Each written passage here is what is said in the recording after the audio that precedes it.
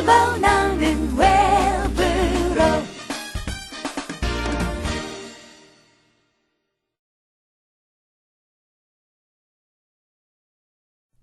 미나상 konnichiwa. 오겐키 데스 까? 여러분 안녕하십니까? 원미령입니다. 자, 이 조사의 쓰임을 살펴보잖아요. 그러면은 굉장히 문맥에 따라서 다양한 뜻을 나타내기도 하고 다양한 용법이 있습니다. 지난 시간에 나왔던 니라고 하는 조사도 그랬죠. 시간 뒤에 붙여서 정확한 시간을 나타낸다거나 또는 장소 뒤에 붙기도 했었는데요. 오늘도 이렇게 조사의 쓰임에 대해서 살펴보고자 하는데 오늘 나오는 조사는 네라고 하는 조사입니다. 자, 오늘 공부를 시작하기 전에 소데스 꼭 하고 넘어가야 될 거 후쿠시우노 지간 데스 복습 시간입니다. 자, 그러면 잠시 지난 시간에 공부하셨던 내용 복습하고 나서 오늘의 공부를 시작하도록 하죠. 1시 30분이 서울에 도착시마스. 이렇게 시간 뒤에 니가 오면 정확한 시간을 가리키는 것으로 1시 30분에 서울에 도착합니다. 고코니 홍가 아리마스. 여기에 책이 있습니다. 자, 여기서는요, 장소 뒤에 니가 붙은 걸로 책이 있습니다. 즉, 존재하는 장소를 나타내고 있죠. 학교니 이키마스. 학교니 이키마스. 학교에 갑니다. 이 경우에는 장소 뒤에 니가 붙기는 했지만 목적지를 나타내고 있는 겁니다. 자, 오늘은 장소 뒤에 붙는 조사 네의 쓰임을 살펴보겠습니다. 자, 오늘 여러분께서 외우셔야 될 단어입니다. 츠찌. 츠찌라고 하는 것은 흙을 말하고요. 미즈는 물인데요.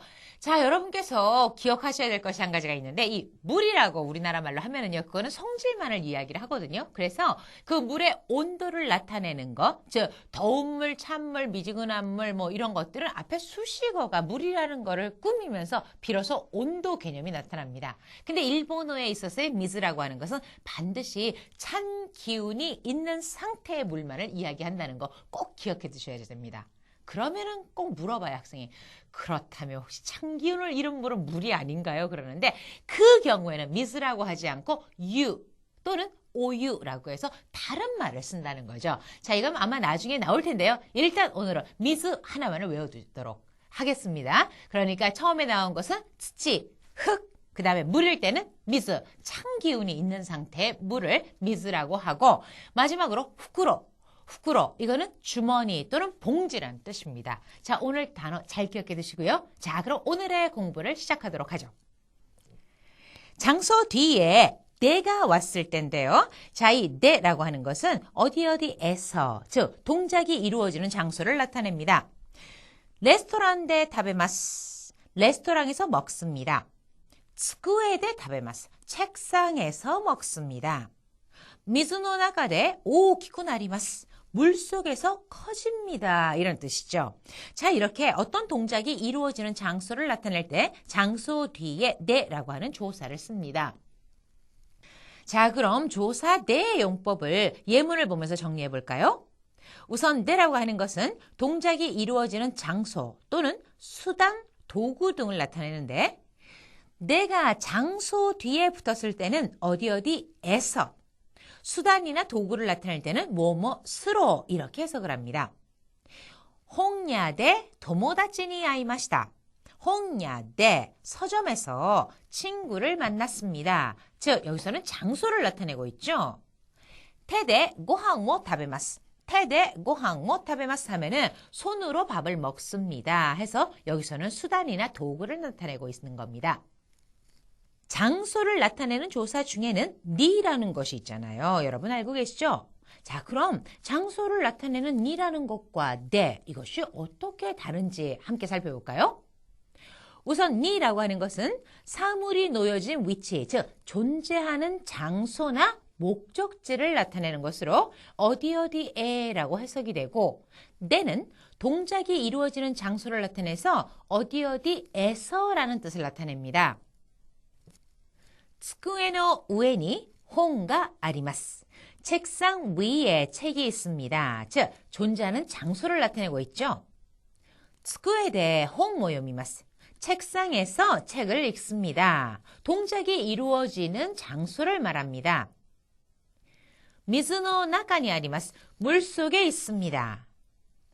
水の中で大きくなります. 大きくなります. 커집니다. 그래서 물 속에서 커집니다 하는 거죠. 자, 조사 니와 대 쓰임 구별이 되셨죠? 자, 오늘은요, 조사 대 쓰임에 대해서 살펴보았습니다. 이 대라고 하는 것이 장소를 나타내는 말 뒤에 붙었을 때는 어디에서, 즉 어떤 동작이 이루어지는 장소, 거기에서 어떤 동작이 이루어진다 이런 뜻을 나타내고요. 또 대라고 하는 것은 수단이나 방법을 나타내기도 했죠.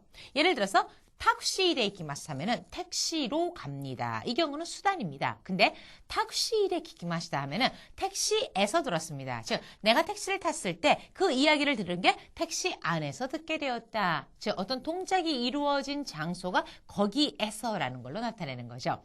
자, 그러면은요 오늘 배우신 내용 잘 기억하시면서요 일본인을 따라서 정확하게 발음해 보세요. レストランで食べます。本屋で友達に会いました。手でご飯を食べます。土、水、袋。 만약에요, 누군가가 여러분께 복을 나눠주겠다 하면은 그거 마다할 사람 있겠습니까? 아마 아무도 없을 것 같습니다. 하물며 신년초에요, 복을 나눠주겠다 하면은 누구나 다 줄을 서서라도 그 복을 나눠 받으려고 할 것 같은데, 복이라고 하는 것은 후쿠라고 합니다.